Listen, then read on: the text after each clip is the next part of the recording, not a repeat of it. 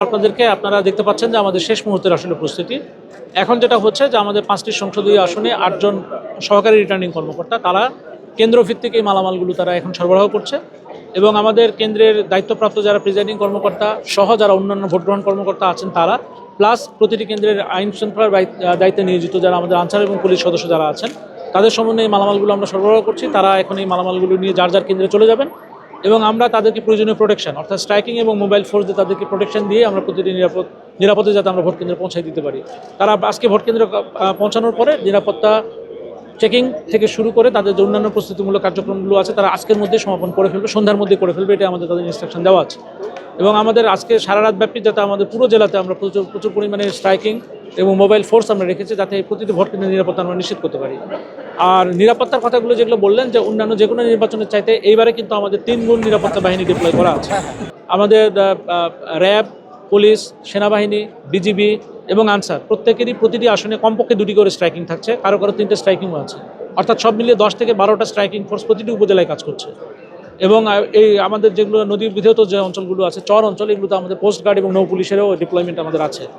আমাদের বিজ্ঞ executive magistrate কাজ করবেন 42 জন এবং এর পাশাপাশি বিজ্ঞ জুডিশিয়াল ম্যাজিস্ট্রেট কাজ করবেন আরও 11 জন, অর্থাৎ 53 জন বিচারিক ম্যাজিস্ট্রেট মানে বিচার কার্য করার জন্য মোবাইল কোর্ট করার জন্য তারা থাকবেন। এবং এটা আমাদের চেষ্টা করেছে আমরা প্রতিটি ইউনিয়ন প্রতিটি ওয়ার্ডে একজন ম্যাজিস্ট্রেটের আওতায় আনার এবং তারপরে আমাদের স্ট্রাইকিং ফোর্সগুলো এমনভাবে আমাদের ডিপ্লয় করা যাতে প্রতিটি অঞ্চল শুধুমাত্র ভোট কেন্দ্র না, ভোট কেন্দ্রের বাইরের যে এলাকাগুলো আছে যেগুলোতে সাধারণ জনগণের চলাফেরা থাকে সেই জায়গাগুলোতে অর্থাৎ 400 গজের বাইরেও আমরা প্রয়োজনীয় নিরাপত্তার ব্যবস্থাটা করেছি।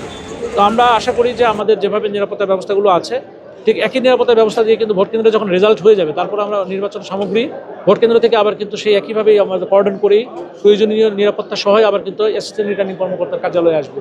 তো সার্বিকভাবে আমরা এবারে যে ব্যবস্থাপনা অন্য যে কোনো নির্বাচনের চাইতে এবারে আমরা সুশৃঙ্খলভাবে এবং নিরাপত্তা বেশি রেখে আমরা এই কাজগুলো করার চেষ্টা করছি। পুরো নারায়ণগঞ্জ জেলাকে আমরা একটা নিরাপত্তার যে কর্ডন সেই কর্ডনের মধ্যে আমরা আনতে সক্ষম হয়েছি। আমরা আশা করি যে সকলের সহযোগিতায় কালকে একটু সুষ্ঠু নিরাপত্তার মাধ্যমে একটু স্বাভাবিক, সুষ্ঠু, গ্রহণযোগ্য এবং বিশ্বাসযোগ্য নির্বাচন আমরা করতে পারবো। আমরা এভাবে ঝুঁকিপূর্ণ আসলে কোনোটাই মনে করছি না, কারণ আমাদের এবারের যে নিরাপত্তা ব্যবস্থাপনা আমাদের কাছে যতটুকু প্রতিবেদন আছে আল্লাহর রহমতে আমাদের সবগুলো নির্বাচন কেন্দ্র ভালো আছে। তবে অতীতে যে সমস্ত নির্বাচনে আমাদের যেগুলোতে হয়তো পূর্ব সহিংসতার নজির আছে এগুলোকে বিবেচনায় রেখে কিন্তু আমরা 451টি ভোট কেন্দ্র নির্বাচন করেছি যেগুলোকে আমাদের গুরুত্বপূর্ণ মনে করছি। সেগুলোতে আমাদের আলাদা ডিপ্লয়মেন্ট থাকছে এবং ওগুলোর উপর আমাদের বিশেষ টহল থাকছে।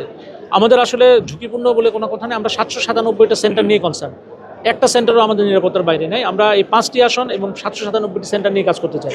তারপরেও অতি গুরুত্বপূর্ণ ধরে আমরা 451টি সেন্টারকে বিশেষ নিরাপত্তা বলে দিয়েছি যেখানে পুলিশের বডি অন ক্যামেরা থাকবে।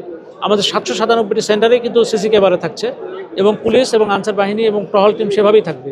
কিন্তু তারপরে 451টা সেন্টারকে যেহেতু আমাদের যোগাযোগ ব্যবস্থা এবং পূর্ব নজির এই সমস্ত বিভিন্ন বিষয় রেখে সেগুলোতে আমরা বাড়তি নজর দিয়েছি এবং এগুলোতে বাড়তি একজন করে পুলিশ সদস্য থাকবে এবং এগুলোতে আমাদের কিন্তু ওই বাড়তি সদস্যের কাছে কিন্তু আমাদের বডি অন ক্যামেরাও থাকবে যেগুলো আমাদের কেন্দ্র থেকে নিয়ন্ত্রিত হবে এবং জেলা থেকে এগুলো আমরা মনিটর করতে পারবো যে ঘটনাগুলো কী হচ্ছে।